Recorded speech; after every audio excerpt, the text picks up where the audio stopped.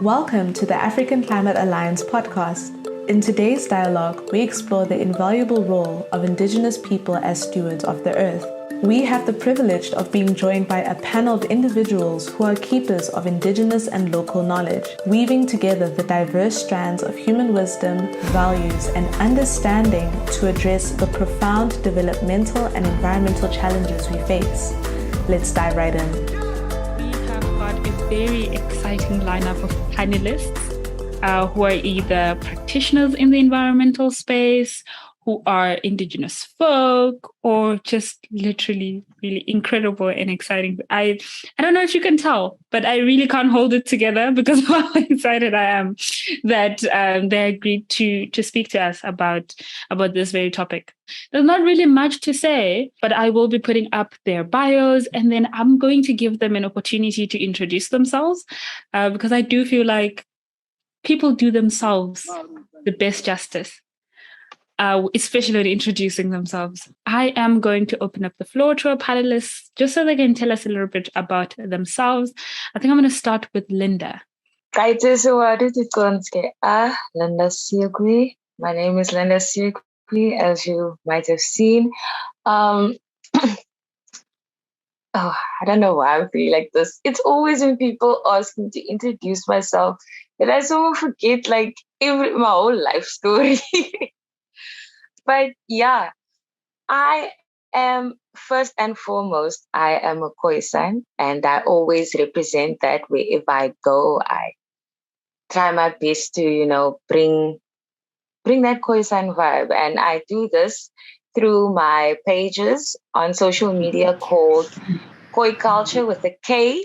That is where I release vlogs and teach people how to speak the language and share the history of the Indigenous people known as the Khoi san. Because in South Africa, the country where I'm in, it is the first nation of the country. And I feel like it's really something that can connect us all as a people. So that's what I do, is pushing a message of unity, love, and just positive vibes in general. So once again, gangangs for having me. I look forward to the conversation. And now I am going to move on to Heizal. If you could please introduce yourself. Hi, everyone. I'm Heizal Nagginda from Uganda. I saw some Ugandans here, which is very exciting. I'm the founder of Climate Operation, and basically the work that we are doing is educating young people. I think we may have lost Heizal there.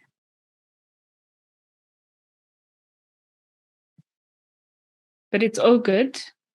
Heizal, as soon as the internet is a bit stable, I'm sure will join us again. Swiftly moving on, Aghmad, can I give it to you? And then as soon as Heizal comes back, we can have her introduce herself. Hello, everybody. Nice to meet all of you. My name is Aghmad. They also call me Aggie van die Kaap. And I'm the founder and director of Mzanzi Organics. We are a small social enterprise in Cape Town, and we focused on urban farming and urban forestry. And looking forward to being here with all of you. Very exciting. Thank you so much for those introductions. I am just do you know when people introduce themselves, they're very, very humble, which is a good thing. But I'm just going to share a little bit more information that we happen to have about our hosts, about our panelists, that might help you just get a little bit into their lives. Starting with Linda, who is a vibrant, outspoken Indigenous woman on a mission. And the mission is to promote and restore the Khoi San heritage, history, and language. She does this through her movement called Khoi Culture, we've heard this, on various social media platforms. And through these platforms, she shares her poetry, vlogs, and posts, all inspired by the Khoi San people and their culture. Activism, modeling, singing, and writing are among her passions, and she uses talents to further the Khoi culture movement. Having said that, she's a lover of art, and occasionally she is the art itself. as you can see from the beautiful picture that you provided us. She is the art. But I also maybe add, I've had the privilege of meeting Linda.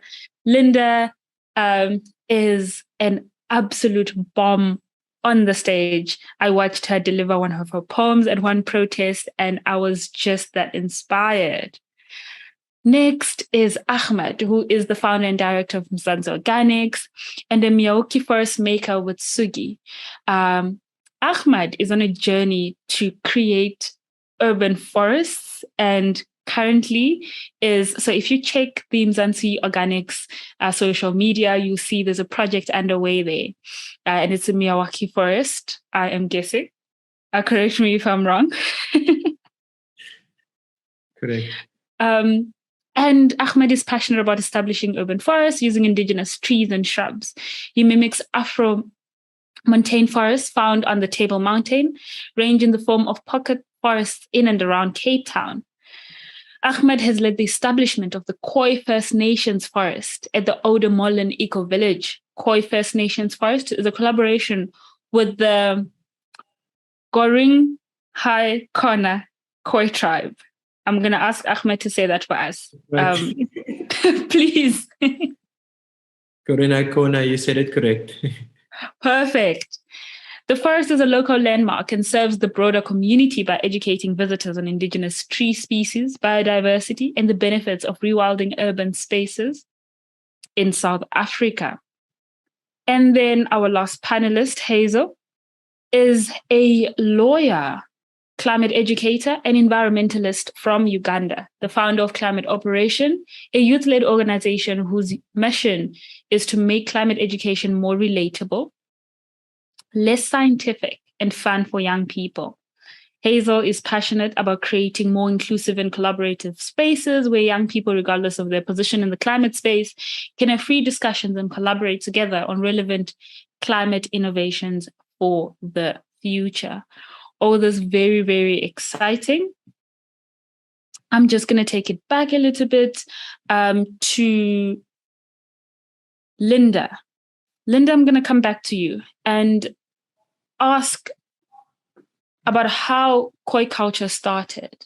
Why is it such a necessary component in the society that we live in? Why does it exist? And how does it link to indigenous people being stewards of the earth? How it links? Wait, sorry. In this time, I even forgot the question in this time directed to unmute the mic. I'm so sorry, Michelle. Can you please repeat It's all right. I can repeat it. I was asking about why Khoi culture exists and how it links to indigenous people being stewards of the earth. So why did you see the need for you to create a space where you showcase Khoi culture? Okay. It all started in, 2019, yeah. I was always, okay, I can't say it all started there, but, my journey, and this is when I realized that Khoi culture as a movement is something that people want to talk about, because I was on Facebook and I wrote a piece entitled Colored People Are African Too. And then there was the response was massive, thousands of people were sharing and commenting and stuff. And I was like, oh my word, people actually want to have this conversation. They want to know about their roots. Other people also want to know what is the topic. People have questions and stuff. And then I started the page. It used to be called African Advocate, but recently I changed it to Khoi Culture just to put the emphasis on the indigenous people. And from there on, I've been growing with the page. So the page was first just about promoting and sharing the history. And then it moved on to languages, because I realized every time I say I'm a Khoi-san, you get that people, then they're going to be like, okay, you're Khoi-san, but now speak. And then every time I felt on the spot, because I don't know my own language, I don't know my own ancestral language. And then I linked up with a cousin of mine from Robertson, and he was fluent in the language. And then he taught me, and I started reading books. And as I was learning, I, educated the other people on the way. And it's really just been like a journey. So, and what I can say about like how it links into climate change is, once I became, I refer to it as stepping in. But we'll also get there. I'll explain that tapping into that, your inner self. I like to say your inner self. Because the indigenous people, they were very considerate of the earth. They were one with the nature. They never ate more than what was needed, never hunted more than what was needed. They had respect for each other. I'm talking about the Khoi people now. The men and women were treated equally. There was not like a specific leader. Okay, some of the tribes had chiefs and stuff, but the main thing was just about having respect for people, respect for nature, and respect for life. And I feel like if we can all just go back to that, like the basic principles of humanity, it's based on respect for each other and life. So I feel like if we can get back to the ways of the indigenous people and just have that sense of humanity, many things will change, because we'll start to treat the earth better and we'll start to treat each other better. So, yeah. Absolutely. And off we go into the conversation. I think that's very, very powerful. And really, I think just links to the theme of why we are here, trying to explore how indigenous people have been, are, and continue to be stewards of the earth. Heizal is back on the line with us. I do want to give Heizal an opportunity to introduce herself, just so we're all moving together in the same direction at the same pace. Heizal, please introduce yourself. I'm back again. Apologies for the network. As I said, I'm Heizal Nagginda from Uganda, and I'm the founder of Climate Operation. And the work that we do is educate young people in Uganda about the climate crisis in relatable ways, less scientific ways, and just trying to make climate education more accessible to them so that they can start to innovate around climate action. Very excited to be here to listen to Aghmad and Linda. Thank you, Heizal. And just before I move on to Aghmad, follow-up question would be, how does the work that you do tap into using indigenous practices? I know that you are a practitioner in the climate space. Your organization, Climate Operation, I think it's in the name. I'm just really sort of wanting you to sort of give us context around the work that you do and how it taps into indigenous knowledge, and how you may be acting as a steward of the earth, just through your organization, or how you're involved in the environmental space. Great. So very good question. Well, as Linda said, indigenous knowledge is more or less this true and tested knowledge that indigenous people have used. Basically, they use it to live. So like, for example, with farming, with the way in which they actually just go on with their way of life. And with climate operations, something that we do, because we do a lot of education in communities and in schools, something we realized was the moment global north actors come into Uganda to implement these solutions, they usually actually do not collaborate with communities. So basically they come in with their, can I say, solutions and just straight away go into implementing them.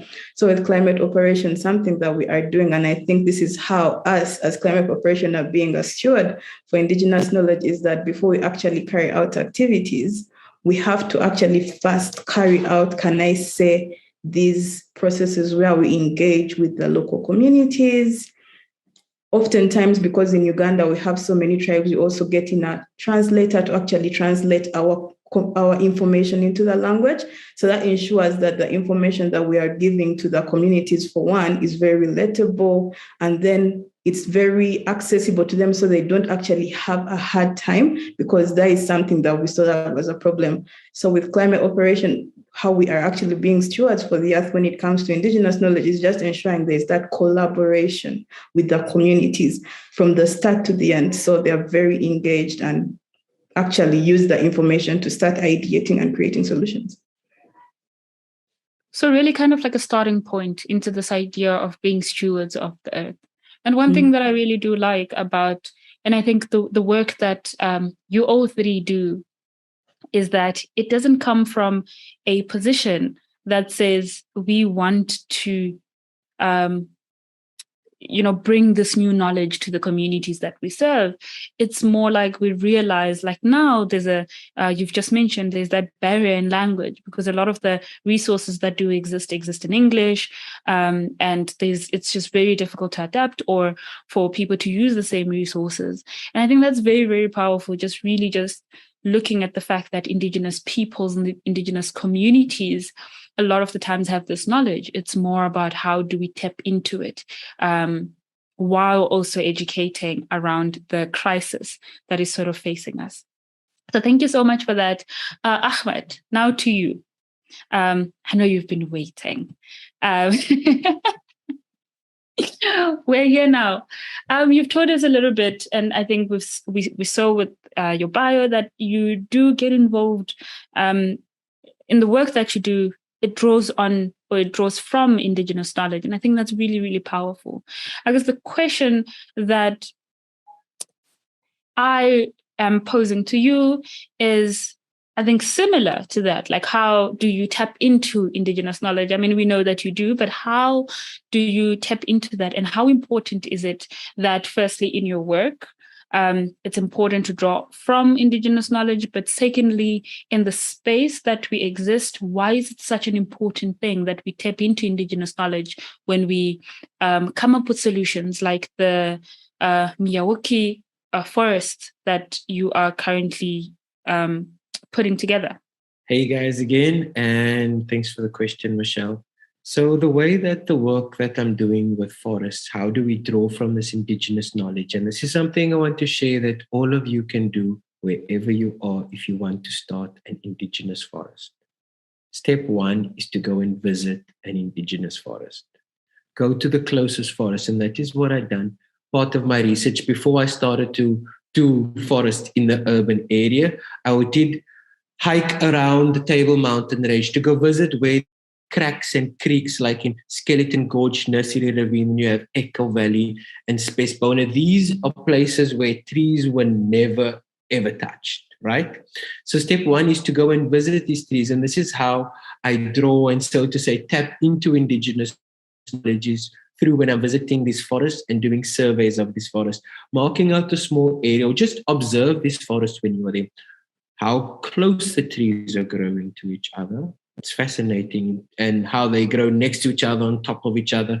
What kind of trees are growing, right? And this is how I first would survey the mountains of the forest before I would come and plant these out. So yeah, that's something that everybody can do, and I hope that you can take that with you guys today. Like, if you want to plant trees, right? And this is a great way that we can, in line with climate action. The best thing that we have, the best technology, guys, that we have out there is to plant trees.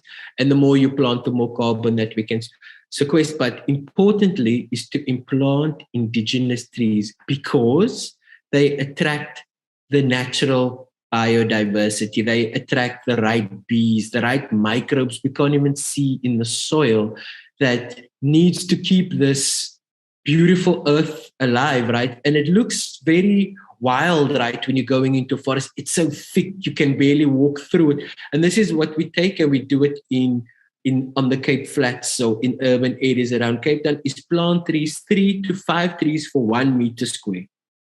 Right? This is mimicking the Indigenous knowledge or the knowledge from the earth, so to say, because it's not necessarily from a people that I'm taking this knowledge from, but it's from nature itself, as being the the encyclopedia for knowledge, right? And before your indigenous forests disappear, go and see what is growing and pay attention to what is growing next to each other, how close they're growing, and mimic that in your urban spaces. Thanks, Aghmad. And I think that is so powerful. Just what you've said, it's got me thinking that indigenous knowledge often in itself is often knowledge that's drawn from our immediate environments. Which brings me to the next question, which is, how do you define indigenous knowledge? And I'm going to pose this question to Linda first, and then give the rest of our panelists an opportunity to answer. So how do you define indigenous knowledge? My personal indigenous knowledge, I can say, I would just say it's listening to the inner you, the inner self. That's how I define it. Because if I know where I come from, and I don't know if it might sound crazy, but I feel like when I'm still and I just sit, I just know what to do.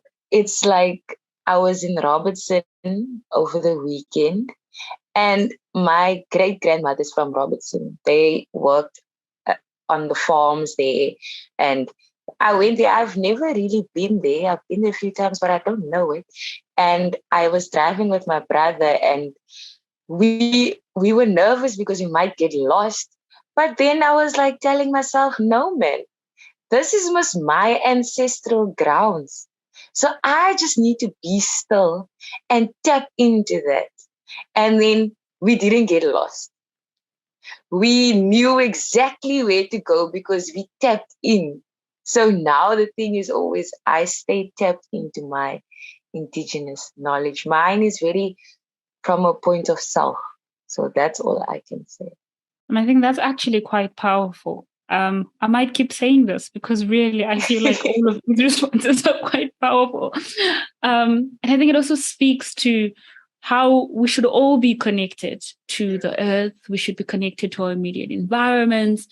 But I think it also poses a bit of a challenge, with what's happened historically and how people have been removed from their ancestral lands, and it has caused that disconnect. But I think that's very, very interesting and very powerful. And maybe an invitation to everybody to try and just tap into those parts of themselves that really speak to them. Moving swiftly on to Heizal, what would your definition be? I am so tempted to ask you if you've ever connected, but what's your definition of indigenous knowledge? It's actually quite funny. We had a space last week and we're talking about this, like what is indigenous? Actually, we're talking about who is an indigenous person. And one of our participants was saying we're all indigenous people because, we're all Africans. And at least to me, I think indigenous knowledge is just kind of like these practices. I would say that people who are indigenous to the land are just used to, because I would give like an example of Uganda. Most of, the young adults have migrated, from their indigenous homes to the city. However, they have left families in their indigenous homes, and those families are continuing to use these practices, not only let's say to farm, but to also educate their children. We have folklore. So all of that is indigenous knowledge. And I think it's just on us to go back and actually seek it out and just try to learn from it and then leverage it based off of what we already have. So for me, indigenous knowledge is just, I think it has been there, and we just need to now just seek it out from the people that have been using it. It has worked for them. To me, that is what indigenous knowledge is. So I'm very keen to hear of who is an indigenous person. Because that is an argument we are still having till now. You haven't found solutions yet. The next thing I would have asked. Yeah. The next thing I would have asked would have been, how do we seek it out? And then you answered it before I asked. Maybe in part, if you would like to expand on it, please tell us, how do we seek out indigenous knowledge?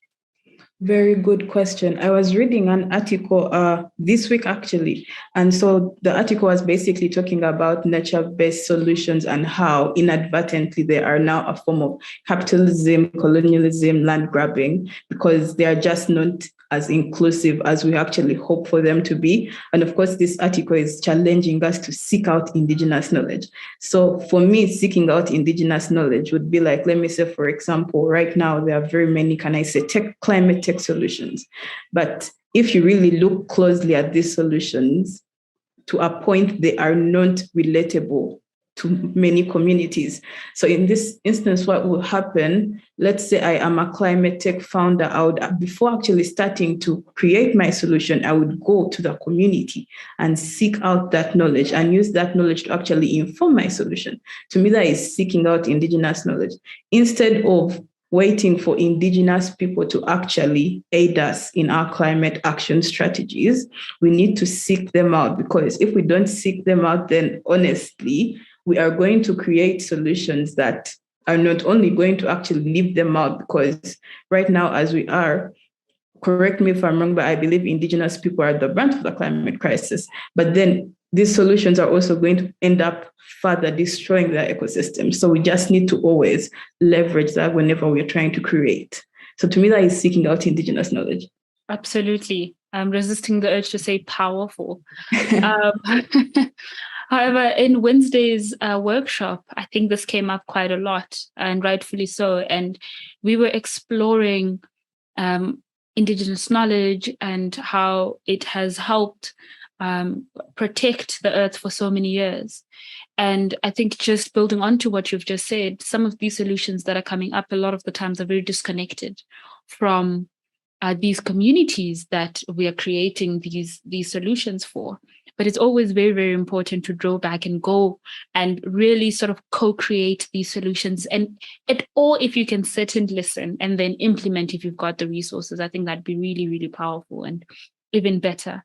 Aghmad, your work directly draws from Indigenous knowledge. However, from a little bit of a different angle, where you are going directly to the earth and you're getting the answers that you need. Is that the only way you seek out Indigenous knowledge, or are there some consultations that you also do? That is one part of the question. The second part of the question would be, you are directly creating solutions to curb the climate crisis by creating urban Indigenous forests. How effective is that? And second, is the first question that I asked about how you seek out Indigenous knowledge.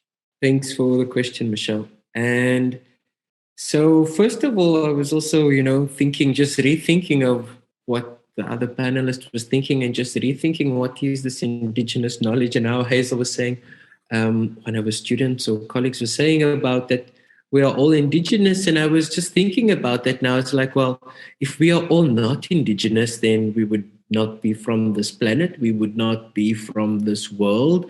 And building on what Linda was also saying about, really tapping into it, and almost like believing and harnessing the idea or the acceptance that you have the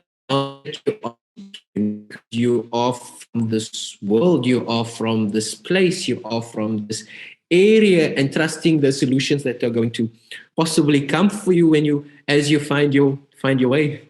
And I have been also consulting with people who have more knowledge than me about trees and what trees grow, and even from my teachers of what is recommended of us is even to go look at them. And this is what I started to look at. And there's a famous painting of Jan van Riebeeck and the Khoisan people in Lisbeth, and they're mocking out. And I'm looking in the background and I'm thinking, now that's UCT, where UCT is there now. What trees were planted there? What trees were planted there? And these through paintings, I can also find keys and solutions to find out what trees were planted in this landscape before. And of course, to speak with people who are more connected to the earth.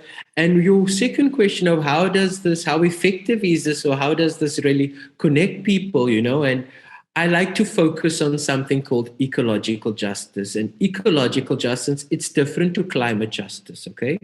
Now, ecological justice is about reconnecting man to the earth, to the ecology, because our relationship with the earth, it was broken down or destroyed through years of apartheid, colonization, or even capitalism, right?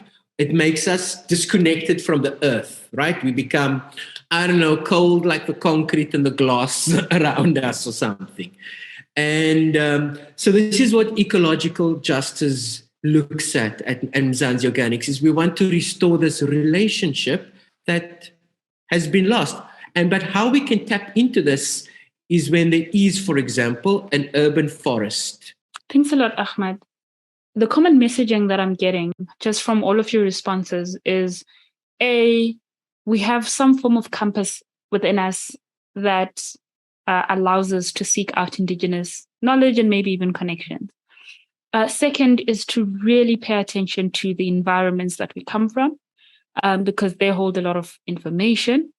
Third would be to consult older people, Indigenous folk. And I think we also got a little bit of that when Linda was speaking about how, Linda had to go all the way and meet a cousin who spoke the language so that she could learn. And I think that is very, very important.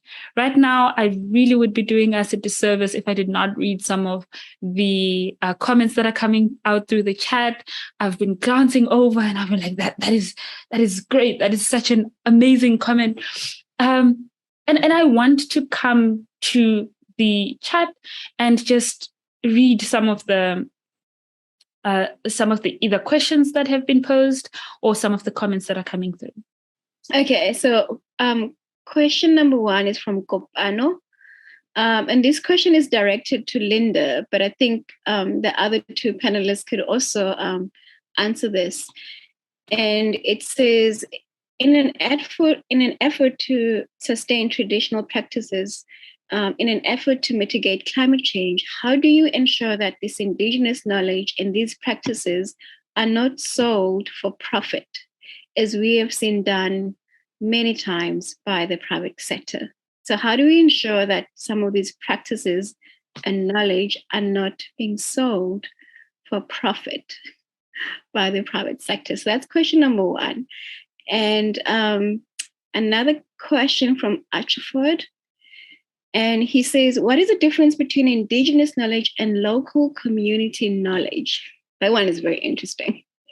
Wow. Again, what is the difference between Indigenous knowledge and local community knowledge? Do we have a volunteer? I can volunteer tribute. I saw Linda and then I saw Aghmad.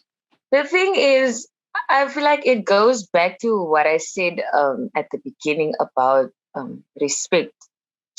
So if, like now recently, there's been a lot of controversy, and it's been a case that was going on for years between the Khoi and the rooibos companies, because rooibos, I'm sure if there are people here who don't know what rooibos is an indigenous tree plant. So they make tea and it's very nice. It's making millions years exporting, and that they got from the indigenous people because they used herbs and trees and stuff that had all kinds of effects. And they've been exploited now for years. And I think it was last week, the rooibos companies paid a few million to the Khoisan Council. To come back to the question, that was just for some background.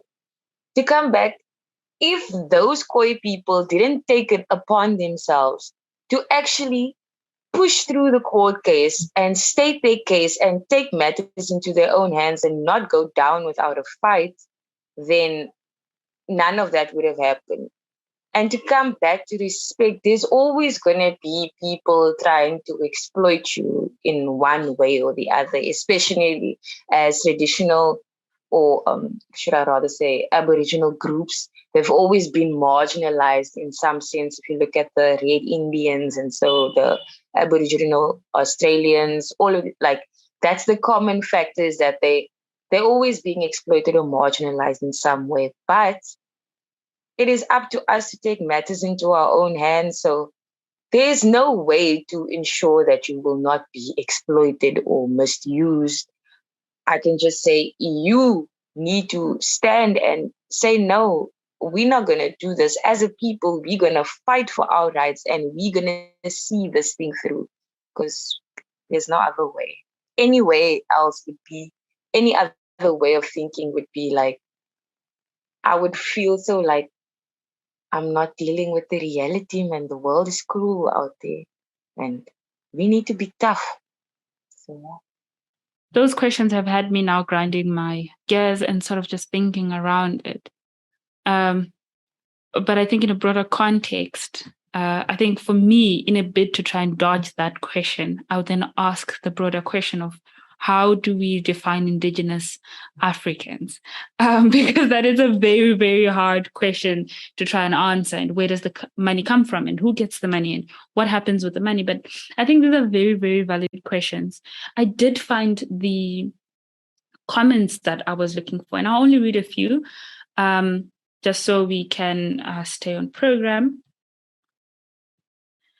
The one is from Daniel, who says, I would define Indigenous knowledge as localized practices or beliefs that a particular tribal group of people use to solve their problems.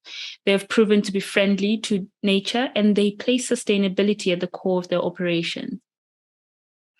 I want to extend that a little bit and say they place people at the core of their operations. Because a lot of the times when we speak sustainability, particularly in an African context, we're really drawing onto the knowledge that was and taking from that while simultaneously centering people. I think that's how across the African continent sustainability is sort of defined. Next would be from Wayne, who says, I think we're talking of Indigenous knowledge. I think when we're talking of Indigenous knowledge, we're talking of originality. There's nothing that has to be added or subtracted for something to come up, but it's just there. Sometimes you can't even tell or understand how it came up. For example, if I go to South Africa and be a citizen there, I may say by bus or on air, and looked for citizenship, but I can't explain why I'm a Zimbabwean, except saying by birth, there's no further explanation about it.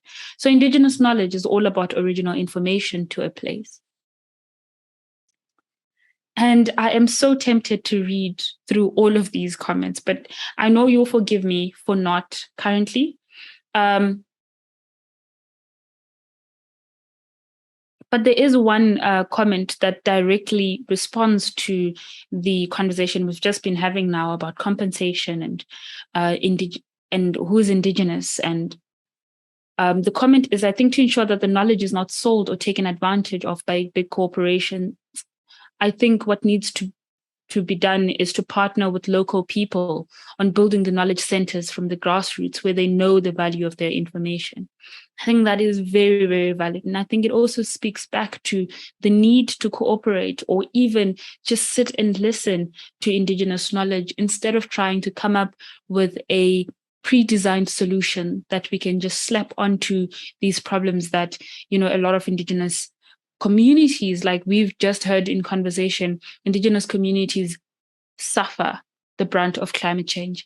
And they have had the knowledge, thousands of years worth of knowledge that has helped them sort of evolve as the environment posed all of its threats. And now I want to move swiftly on to Heizal. And coming to Heizal, there is this idea, and this idea a lot of the times comes as a form of what I call resistance to the idea of really tapping into and collaborating with Indigenous communities on trying to come up with solutions that are climate friendly. Or I'm not quite sure what it is, but I do know that there's a bit of a pushback. And I think it also comes with this bias that Western solutions often are the best. And my question, and I know with the work that you do with climate operation and other ways that you're involved in coming up with solutions that help protect our environment. The question then is, how effective are Indigenous practices in protecting the environment? So how effective would you, maybe from experience, maybe from passed down knowledge, maybe from research, how effective is drawing from Indigenous knowledge? How is that effective in fighting climate change? Well, when it comes to the effectiveness, I think I would say the advantages outweigh the disadvantages, though from my perspective and the work that we're doing at Climate Operation, there have not been any disadvantages, because an example is if, let's say with Climate Operation, because we are coming up with an educator pack.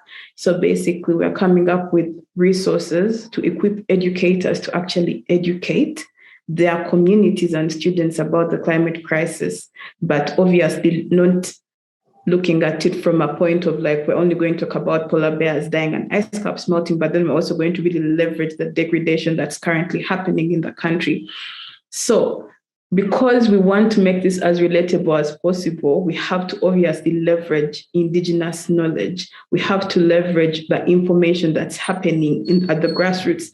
And this is effective because, one, what we are making is going to be very relatable to not only the educators, but when they're disseminating this knowledge into the communities, it's also going to be very, very easy. And also, from a sustainability point of view, if you create something, like let's say if you create a climate solution that is just not relatable at all, so basically you have come up with it based off of assumptions that you think the community needs, it's not going to be sustainable in the long run because the community won't actually know how to leverage it. So from a sustainability point of view, I think leveraging Indigenous knowledge is very effective because it ensures that whatever it is you're creating, once given to the communities, they can take it on themselves.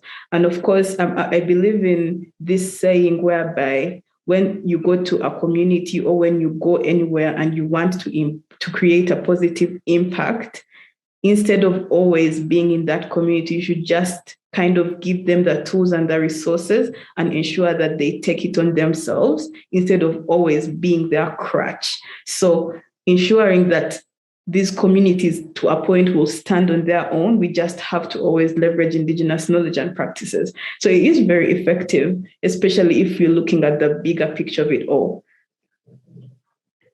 Incredible. And I think just to maybe touch on to what you just said toward the end, talking about ensuring that you're not a crutch and that you allow for them to use the resources that either are available to them or that you can make available after obviously consulting these communities and seeing where the need is. And if you've got the resources, making sure that you tap into that.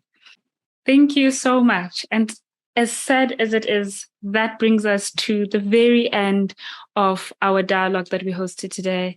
I want to say a massive thank you to the audience for how interactive you've been, for how incredible you've been, for how the questions you've been posing, the contributions, which have been beyond amazing. I'm trying to stop using the word powerful, but really we're just that. So thank you so much for giving your time to us until now.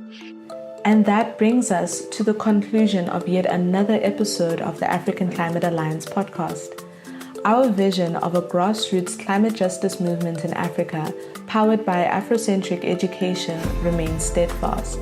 A heartfelt thank you to our panelists, whose wisdom and insights have illuminated the vital role of Indigenous people as Earth stewards. Stay tuned for a more thought-provoking dialogues as we journey together towards a future that is just, inclusive, and sustainable. In the meantime, you can stay connected with us by following us on our social media platforms, Instagram, Facebook, and Twitter, or learn more about our work and join our youth activist network on our website. All links will be left in the episode description. Catch you on the next episode.